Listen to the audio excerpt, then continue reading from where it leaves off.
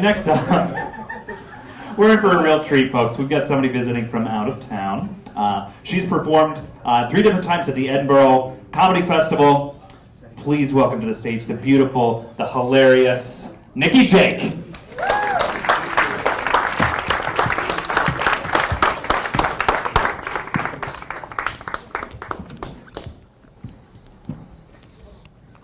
Good evening. Already laughing, I like that. My name's Nikki. Nikki Take. Miss Nikki Take or Mistake. I'm not the only mistake though. When I got on stage, those 2 boys up there thought they might get lucky tonight. That's a fucking mistake. Now he's heard my voice and he realises I'm a boy. One of them still does, don't you? That's a real fucking mistake. But he'll be outside at the end of the set saying, I'm not gay, but I've got news. If you're hitting on a drag queen, you are gay. So thanks for letting me joining in your therapy session here. This is nice. I like open mics. I'm a corporate drag queen, so I spend my life in corporate America. Started doing management training and telling people basically diversity is a good thing. I'm the T in LGBT. Have you got a problem with that? Fuck off. Seems to go down well on the East Coast, the West Coast, but we're in the Midwest. We're not sure how it's going to go tomorrow. I'm going to do some new material at the second half of my set, and you're going to tell me whether it's going to work in America, because I'm not really sure you're up for it, but we'll see.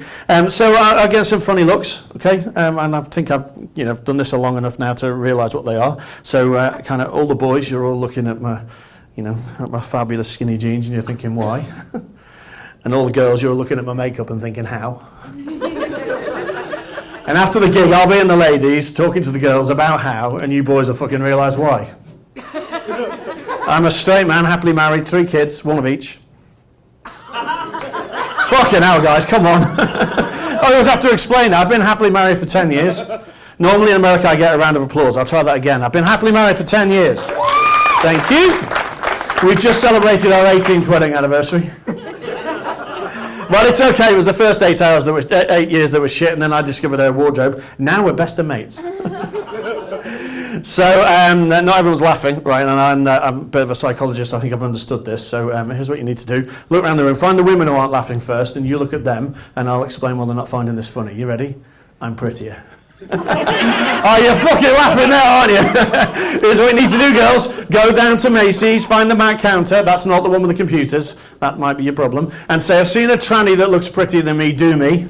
And they'll do you. But don't do that in Liverpool, my hometown, because the phrase do me means something completely fucking different. And you don't want to get done. Well, you're out late at night on a Wednesday, maybe you do. Now find the boys who aren't laughing, right? And they're not laughing. Those 2 up there stop laughing for some reason. They're not laughing for 1 or 2 reasons. You ready? You look at them. Right, you ready? They either want to be a tranny or they want to fuck a tranny. Either way, feeling really uncomfortable with a tranny on stage right now, aren't you, boys? Yeah, not heckling, are they? That's funny.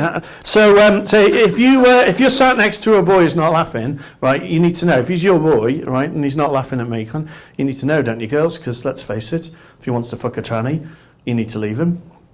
Because you can't compete. Because we fucking know what we're doing. But if he wants to be a tranny, that's fucking brilliant, because you can go shopping, you can share accessories, and he's never going to give you shit for how much you spend on shoes. There you go. So I travel, I'm kind of corporate drag queen, so I'm all over the world, and everywhere I go, comedy clubs are resurgent. There's a real kind of resurgence for stand-up comedy, and it's nice to see you all out on a Wednesday supporting live stand-up. Well done on you. But that's all over the world now, okay? Everywhere I go, comedy clubs are full. And I think it's because you've all got the same problem we've got. Television is shit. So you appreciate the irony of you all coming out tonight to avoid watching a TV, and you're fucking here watching a TV. Good. Sometimes I have to explain it for the people at the back. Transvestite. Never mind.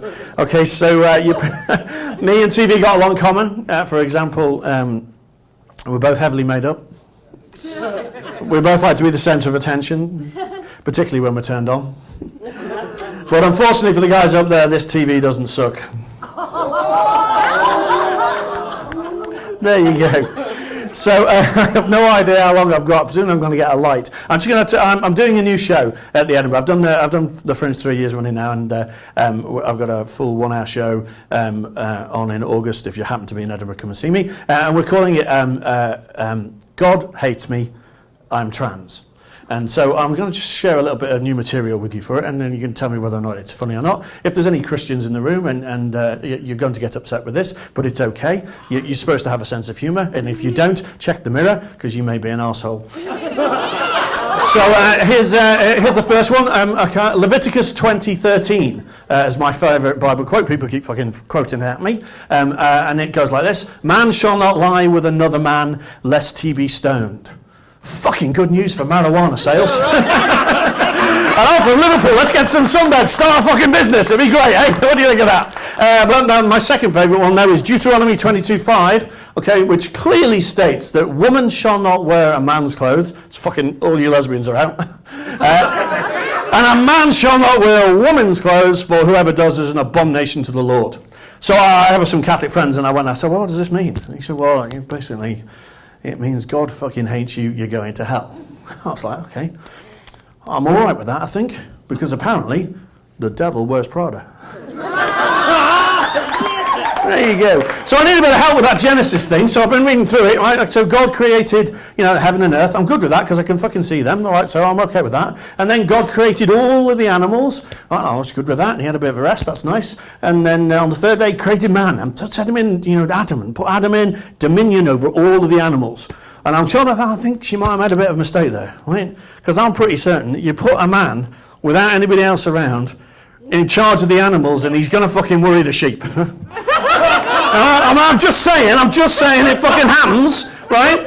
So Adam's worrying the sheep. God wakes up next morning and thinks, oh fuck, forgot something. Better make Eve. Reaches down, makes Eve. I'm pretty certain, the way I read it, to give Adam head to stop worrying the sheep. It's not a good plan, God, because it's not fucking working in Wales or New Zealand, where I'm pretty certain they're still worrying the sheep. And for the set in Edinburgh, I have this fucking great news article from Indonesia, where there is a zookeeper who has been charged with impregnating an orangutan.